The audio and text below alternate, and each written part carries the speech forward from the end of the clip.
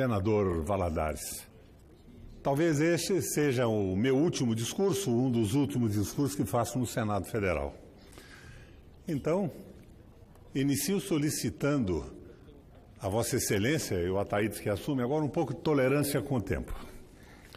A conta de preâmbulo, para deixar registrado o meu inconformismo com a expulsão dos médicos cubanos do Brasil. Sim, expulsão. Não há outra palavra para classificar a iniciativa extemporânea do futuro governo, já que sequer se empossou para tomar tão grave decisão sobre um setor que mais demanda atenção estatal e que agora desguarnece-se dramaticamente. A conta de preâmbulo dizia, faço uma pergunta, mais do que razões ideológicas, mais do que a bobagem anticomunista, mais que o esforço para, na visão do futuro chanceler, agradar o salvador do Ocidente cristão, Donald Trump, mais do que tudo isso, o que pesou mesmo para a expulsão dos médicos cubanos não teria sido a cor da pele deles? Quase todos pretos. E onde se viu? Que ousadia é essa de preto exibir anel de doutor, ainda mais doutor médico, ainda mais preto comunista? Além do que, a quem esses pretos estrangeiros atendiam aqui na Pátria Amada? A outros pretos. Ora, que desperdício. Na verdade, a expulsão dos médicos cubanos é uma paráfrase da grande meta do bolsonarismo, que é a expulsão do Brasil de todos os estrangeiros indesejáveis. E no caso, entenda-se estrangeiro, todo brasileiro que se opõe ao novo governo, às ideias do novo governo, tanto no plano dos costumes, quanto às propostas na área econômica, educacional e de política externa. A ressurreição de consignas, como ame ou deixe-o, para frente Brasil, ninguém segura esse país, sob a trilha de Dom e Ravel. A mesma trilha usada nas sessões de tortura. Talvez queira criar um clima, incentivar manifestações, dar continuidade às mobilizações eleitorais via redes sociais em favor da purificação do país, libertando dos comunistas, prendendo-os ou expulsando-os. Um dos filhos do presidente eleito fez até mesmo um cálculo. Talvez seja preciso prender e expulsar, como se estrangeiros fossem, uns 100 mil desses brasileiros indesejáveis para limpar o Brasil. Na fala desse rapaz, o que mais me assustou foi uma referência que ele fez à Indonésia, como exemplo de país que criminaliza atividades comunistas. Mas sabe ele à custa do quê, senador Raupp? À custa da chacina, do massacre de mais de 1 milhão de indonésios considerados comunistas. É de arrepiar. Mas essa é a ideia. Se você for a favor, bem-vindo ao Brasil de Encantos Mil. Salve a seleção. Se você for oposição, você é um estrangeiro indesejável, passível de punição. Pois é, nós defendemos o Brasil contra a pilhagem de suas riquezas, especialmente a pilhagem do petróleo.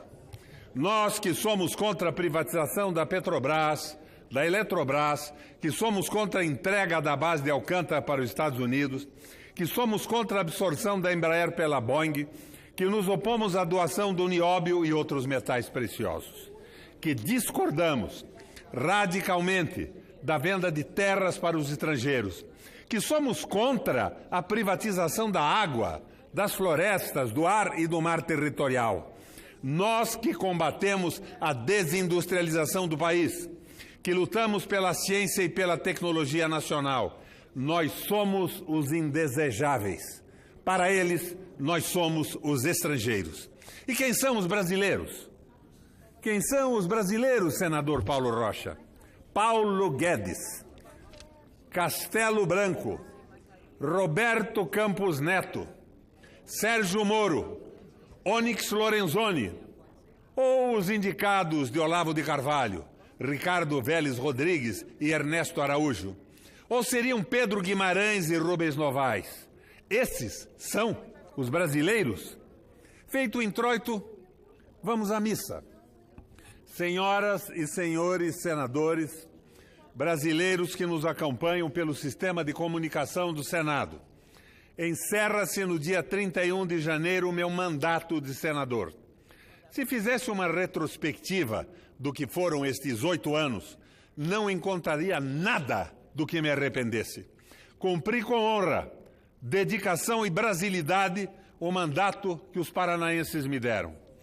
E caso alguém se desse ao trabalho de compulsar os discursos que fiz nesta casa, veria neles, de um lado, a insistência sobre o mesmo tema, soberania nacional, construção do Estado Nacional Brasileiro e, como pressuposto disso, o combate permanente, radical, à financiarização da economia, à globalização sob o domínio do capital financeiro, ao reino dos bancos, ao império de Mamon.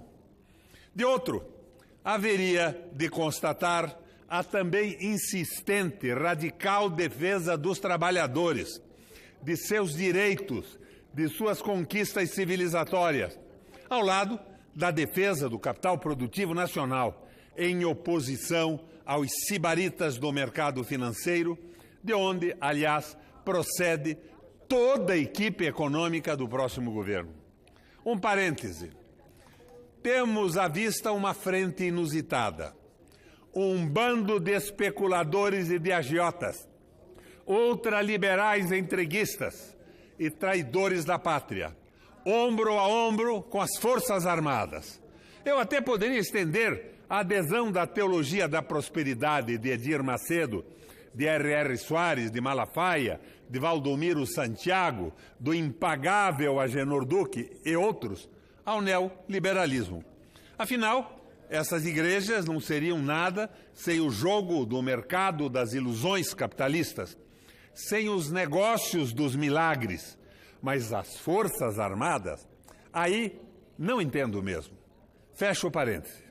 O tempo todo dizia, enquanto essa casa fartava-se de assuntos absolutamente secundários, de demandas corporativas, da cassação de direito dos trabalhadores, da redução de direitos sociais, da entrega do petróleo, da renúncia à soberania ou de arremedos de reforma política, ocupei-me daquilo que para mim deveria ser a essência de nossos mandatos.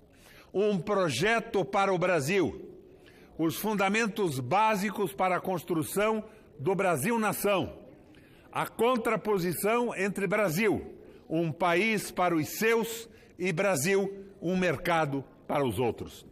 Nestes 8 anos, foi a minha obsessão, na verdade, uma obsessão de toda uma vida. Inúmeras vezes, desta tribuna, da Comissão de Economia, em seminários e debates, aonde quer que fosse, aqui ou lá fora, foi o meu canto de uma nota só. Um projeto de desenvolvimento nacionalista, democrático e popular. Não se tratava de uma pregação sectária, fundamentalista. Tratava-se, isto sim, de ter os olhos e a mente abertos.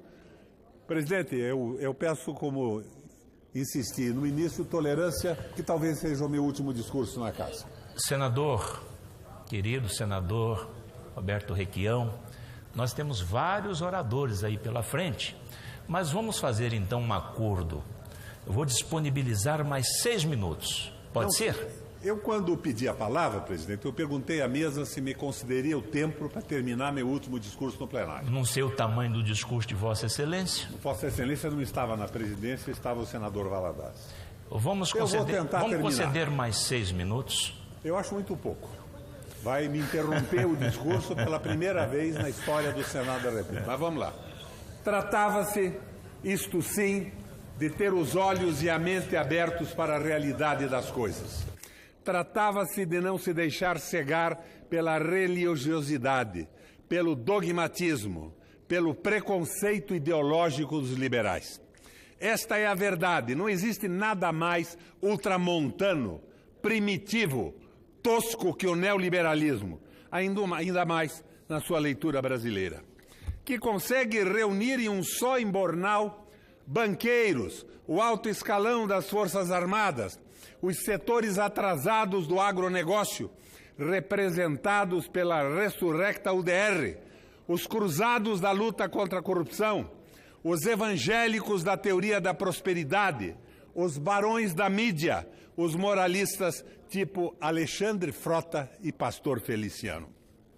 Já pensaram? Reunidos sob o mesmo teto, Paulo Guedes, General Heleno, Edir Macedo, Olavo de Carvalho, Sérgio Moro, Joyce Asselman, Kim Kataguiri, a família Buscapé, os Setúbal, os Moreira Salles, os Trabuco, vão viver sob o mesmo teto até que a casa caia. O que teremos, como tudo indica, é um governo para o mercado, ao invés de um governo apesar do mercado. É um governo para o mercado significa necessariamente um governo antinacional, antidemocrático, antipovo e, por isso mesmo, um governo corrupto, já que a alma, a essência do neoliberalismo é venal, degenerada, ímproba. Não sabia disso, juiz Moro? Não sabia até agora? Afinal, não há ética, não há moralidade, não há cristianismo, não há espiritismo, não há judaísmo, não há islamismo, não há budismo, tomando a essência, a medula, a substância dos ensinamentos dessas religiões em um regime que não coloque o homem em sua integralidade no centro de suas ações. Basta ver o que o Paulo Guedes, cuja ignorância sobre as instituições públicas é alarmante e embaraçosa, andou dizendo sobre a necessidade de sepultar de vez as heranças da social-democracia brasileira. Deus meu, quando houve um regime social-democrata no Brasil, tomando como paradigma a social-democracia europeia? Nunca, senador Cristóvão. Ou o keynesianismo praticado por Roosevelt nos Estados Unidos nos anos 30, 40? Nunca. O que tivemos sob Getúlio, Juscelino, Goulart, Sarney, Itamar e principalmente sob os governos do PT, o que tivemos foram algumas concessões, algumas velas acesas ao povo enquanto queimavam-se tochas em adoração a Mamon. Social-democracia no Brasil. Quando? Até as migalhas distribuídas incomodam essa gente tenebrosa e desumana. É aterradora a inconformidade dessa gente com a abolição da escravatura. Daí que, ainda mais uma vez, manifesto minha estupefação por ver as Forças Armadas metidas nessa cumbuca. É um envolvimento perigoso. E não me venham com essa conversa mole de que são alguns militares da reserva que farão parte do chamado núcleo duro do próximo governo, e não a instituição. Balela é a instituição toda ela contaminada pela política. A política invadiu os quartéis. Ou o general Vilas Boas vai dizer, como Sérgio Moro, que os militares no governo são técnicos. Já que não há como o próximo governo dar certo, pois não há como o ultraliberalismo triunfar sobre a sociedade brasileira, a não ser reprimindo-a, massacrando-a, calando-a, as Forças Armadas sairão outra vez chamuscadas da aventura. E não adianta desviar a atenção a perseguir fantasmas de 83 anos atrás. Não vai dar certo. Se nesse que talvez possa ser meu último pronunciamento, senadora Thaís, por isso, insisto com a tolerância do tempo, reservei tanto espaço para as idas e vindas às Forças Armadas, é que meus sentimentos patrióticos, nacionalistas, desenvolvimentistas, sempre fizeram polifonia, justaposição com a tradição de patriotismo, nacionalismo e desenvolvimentismo de nossos militares. Em nome dessa tradição, e como ex-aluno do antigo CPOR, faço mais uma pergunta aos militares. O que eles acham das declarações dos ministros que Bolsonaro indicou para relações exteriores, agricultura e economia sobre América Latina, Cuba, África e China, espelhando, por exemplo, essas declarações na política externa de Orlando Geisel? Os escalões superiores das Forças Armadas, tão envolvidos com o próximo governo e tão apressados em também amaldiçoar a chamada herança petista, mostram-se ignorantes, indoutos sobre as raízes de nossa política exterior. Foi sob Geisel que o Brasil reatou com Cuba e China. Foi sob Geisel que o Brasil começou sua aproximação e cooperação com a África. Foi sobre Geisel que reconhecemos Angola, Moçambique, Guiné-Bissau, Cabo Verde, São Tomé e Príncipe, ex-colônias portuguesas. Foi Geisel quem deu uma banana para os Estados Unidos e firmou o acordo nuclear com a Alemanha. Foi ainda sob o regime dos generais que o Brasil se aproximou dos países árabes e passou a ter uma política independente nos conflitos do Oriente Médio. E jamais ocorreria a Geisel ou a qualquer outro dos presidentes militares bater continência a um tipo como John Bolton. Embaixada do Brasil em Jerusalém? Nem pensar. Como se vê, sequer no fogo ardente, senador Ataídes, da Guerra Fria, o Brasil submeteu-se ao alinhamento automático com os Estados Unidos. Sequer naquele momento terrível da Guerra Fria, os senhores militares esqueceram-se disso tudo. Não se lembram mais, para realizar os nossos objetivos nacionais permanentes, que para isso é essencial que sejamos um país soberano, dono do seu próprio nariz e que não se envolva nessa ideologização estúpida, atrasada, provinciana, que Guedes, Araújo e Vélez Rodrigues querem nos meter. Aprendam com Geisel se não querem dar o braço a torcer para os críticos do novo governo. Ora, terceiro-mundismo é a vovozinha de quem disse. E por falar em objetivos nacionais permanentes, gostaria de lembrá-los aos que já esqueceram, senadores que estão na mesa. Democracia, paz social, desenvolvimento, soberania, integração nacional e integridade do patrimônio nacional. Pergunto eu, o que esses arrivistas tipo Paulo Guedes, Joaquim Levy, Roberto Campos Neto, Rubens Novaes, Pedro Guimarães, Carlos von Dollinger, Ernesto Araújo, têm a ver com objetivos nacionais permanentes?